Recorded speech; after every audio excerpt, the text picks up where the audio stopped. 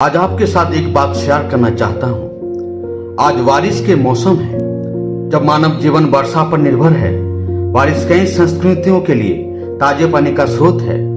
जब नदियाँ, झीलें या जलभूत पर आसानी से नहीं पहुँच पाती है, उसके लिए वर्षा की बूंदें कृषि क्षेत्र में सूखी जमीन, सूखी नदियाँ, वन विभाग, स्वच्छता और ऊर्जा के लिए आनंद से ले आती है आकाश के गिरने वाला पानी।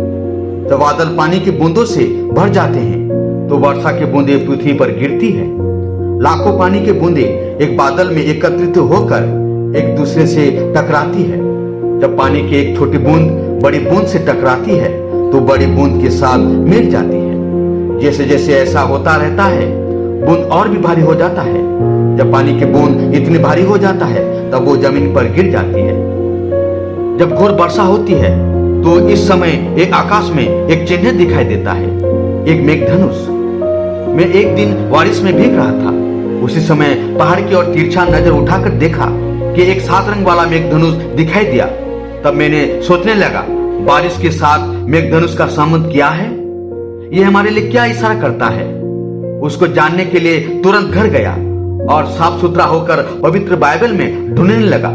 तब मैंने उत्पत्ति पुस्तक के 9 अध्याय को पढ़ा तो जब मैं पाया कि मेघधनुष परमेश्वर की ओर से नूह के लिए एक संकेत था।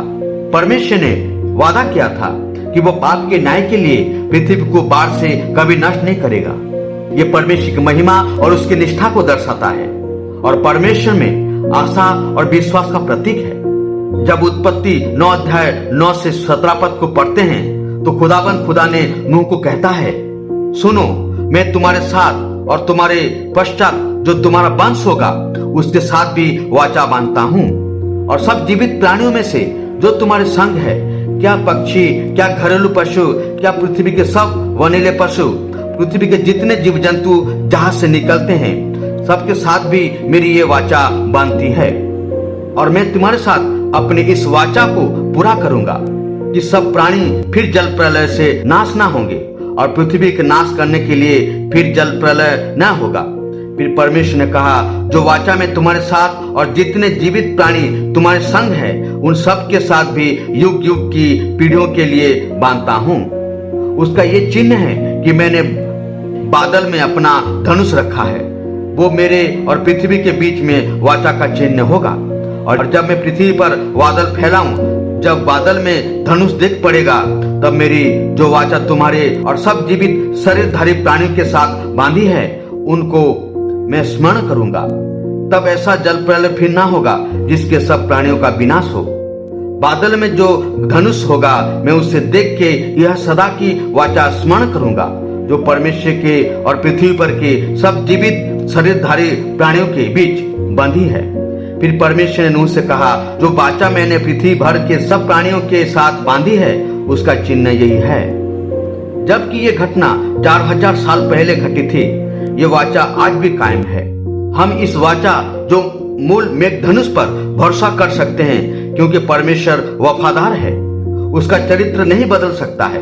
हम जानते हैं कि विश्वव्यापी बाढ़ कभी नहीं आएगी क्योंकि हमारे परमेश्वर ने ऐसा वादा किया है। उत्पत्ति 9 में जल प्रलय के बाद परमेश्वर ने नूह, उसके परिवार, उसके वंशजों और सभी जीवित प्राणियों के साथ एक चिरस्थायी वाचा बांधी। उसने वादा किया कि वो फिर कभी बाढ़ से पृथ्वी को नष्ट नहीं करेगा। मेघधनुष उस वादे का प्रतीक था। पृथ्वी के प्रति परमेश्वर की प्रतिबद्धता की याद दिलाता है। परमेश्वर ने आकाश में मेघधनुष के साथ अपने वादे को सील कर देता है, अर्थात परमेश्वर ने हमको वादा किया है कि वो सदा सर्वदा हमारे साथ रहेंगे। आपने कभी ध्यान दिया कि जब आकाश में 7 चमकीले शानदार रंग दिखाई देने से आप खुशी महसूस करने लगते हैं और तुरंत मुस्कुरा देते हैं। आपके ऊपर राहत और खुशी की लहर दौड़ जाती है क्योंकि ये परमेश्वर से दिया हुआ एक चिन्ह है, मेघधनुष है, जो आपको शांति मिलती है। आकाश में मेघधनुष लगभग 10 डिग्री ऊपर दिखाई देता है। मेघधनुष के बारे में विशेष अर्थ बताते हैं जो इसके बारे में हम वर्णन करते हैं। पानी की बूंद, सूर्य का प्रकाश वायुमंडल में निलंबित पानी की बूंदों से होकर गुजरता है और कोण पर स्रोत की ओर वापस उछलता है, परिवर्तित हो जाता है। अपवर्तन के कारण दृश्य प्रकाश के विभिन्न रंग एक दूसरे से अलग हो जाते हैं, जिससे दृश्य प्रकाश का एक रेंज बनता है, जिसे हम मेघधनुष के रूप में जानते हैं। मेघधनुष 7 रंग से बनता है, जो बैगनी, आसमानी, नीला, हरा, पीला, नारंगी और लाल है। मेघधनुष सभी रंगों को एक साथ लाता है, एक मतभेदों के प्रति व्यक्तिगत लगाव को दूर करता है, और यही एक कारण है कि मेघधनुष एक दूसरे से बंधे रहते हैं। प्रकाशित वाक्य 4 अध्याय 3 को जब मैं पढ़ा तो लिखा है, और जो वहां बैठा था उसका रूप यशब और माणिक का सा था। सिंहासन के चारों ओर पन्ने के समान एक मेघधनुष चमक रहा था। ये मेघधनुष सृष्टिकर्ता की महिमा को दर्शाते हैं। बाइबल में 3 रूपों से इशारा करता है: महिमा, सिंहासन और मुकुट। यह हेजेकियल 1 अध्याय 28 पद के अनुसार हेजेकियल को स्वर्ग में परमेश्वर का दर्शन देखने का सौभाग्य मिला, और परमेश्वर की चमक मेघधनुष के रूप में देखी गई। जैसे बरसात के दिन बादलों में मेघधनुष दिखाई देता है, वैसे ही उसके चारों ओर चमक रहा था। यह यहोवा के तेज का प्रतिरूप है। प्रकाशित वाक्य 10 अध्याय 1 पद को जब हम पढ़ा तो मैंने एक चीज पाया कि मैंने एक और शक्तिशाली स्वर्गदूत को स्वर्ग से नीचे आते देखा। वो बादल का वस्त्र पहने हुए था और उसके सिर के ऊपर मेघधनुष था। समय छोटा होने के कारण आपके लिए महत्वपूर्ण बातें समझाने को कोशिश कर रहा हूँ। यदि आप इस प्रकार वीडियो कुछ सीखने को मिल रहा है तो लाइक करें, कमेंट करें, सब्सक्राइब करें। इम्पोर्टेंट ये है कि ज्यादा से ज्यादा शेयर करें। हो सकता है कि उसको भी इस वचन के द्वारा आत्मिक उन्नति हो सके। प्रारंभिक हिब्रू लोगों के लिए मेघधनुष के रंगों की धार्मिकता महत्वपूर्ण है, जो केवल 4 रंग से होते हैं: नीला, हरा, लाल और पीला, जो 4 तत्व जल, पृथ्वी, अग्नि और वायु से मेल खाते हैं। मेघधनुष आशा, प्रेम, खुशी और स्वीकृति के सार्वभौमिक प्रतीक है। कई विद्वान पंडितों का कहना है कि मेघधनुष के 7 रंग पृथ्वी के 7 महाद्वीपों का प्रतिनिधित्व करते हैं, जो रेवलेशन पुस्तक में पाए जाते हैं। परमेश्वर की 7 आत्माएं। निर्गमन 26 अध्याय 1 पद के अनुसार परमेश्वर ने मूसा से एक पोर्टेबल मंदिर के लिए अपने पर्दों में नीले, बैगनी और लाल रंग का उपयोग करने के लिए कहा, जिसका उपयोग इजराइल को वादा किए गए देश में अपने रास्ते पर करेंगे। उसके साथ साथ हारून और उसके पुत्र के लिए पवित्र वस्त्र सोना, नीला, बैगनी और लाल रंग का कपड़ा बनवाए कि वे मेरे लिए याजक का काम करें।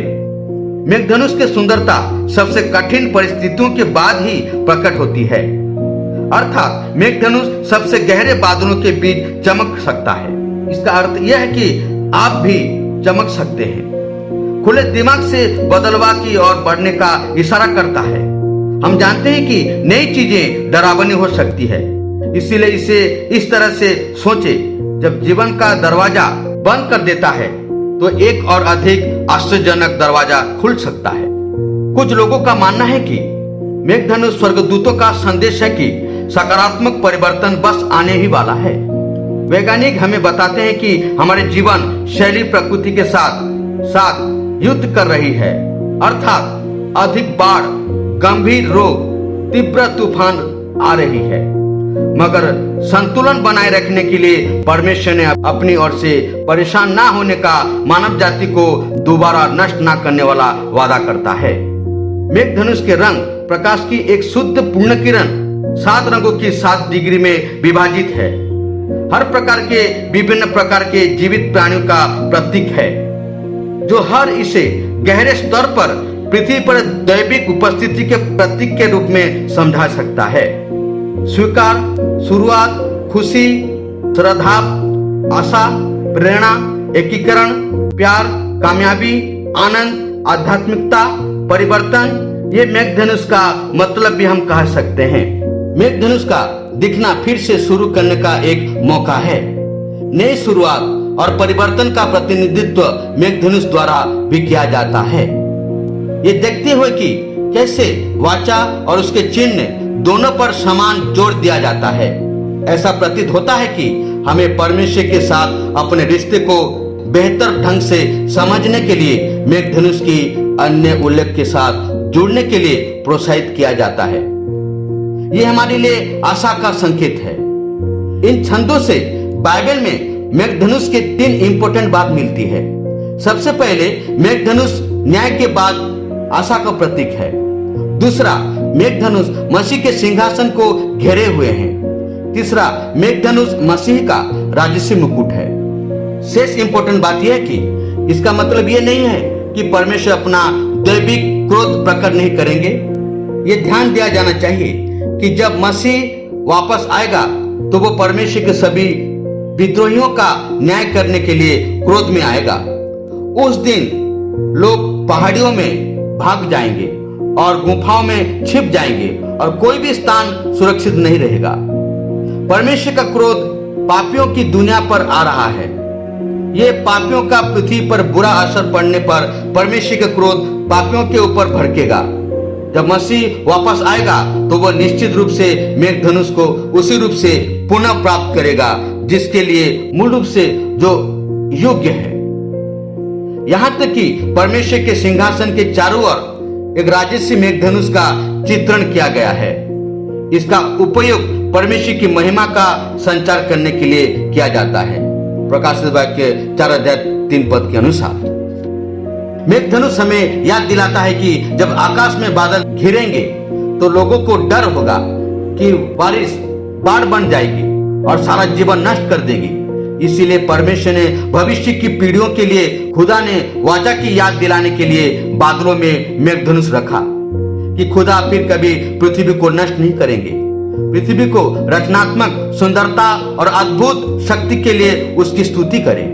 किसी के बादल में मेघधनुष बनने का प्रयास करें। खुदा ने बादलों में मेघधनुष बनाने का मतलब यह है कि ताकि हम में से प्रत्येक सबसे नीरस और सबसे डरावने क्षणों में आशा की संभावना देख सके। यह पापी दुनिया में परमेश्वर आपको दुष्ट से बचाने का वादा करते हैं। यहाँ तक कि खुदा हमें तूफान के बाद नई शुरुआत करने के लिए लगातार इशारा देता है। जब कष्ट आए तो याद रखें कि परमेश्वर ने आपकी मदद करने का वादा किया है। जब भी आप मेघधनुष देखें तो परमेश्वर की अद्भुतता के बारे में सोचें। याद रखें कि वो हमेशा निकट है और परमेश्वर पर भरोसा रखें। आमीन।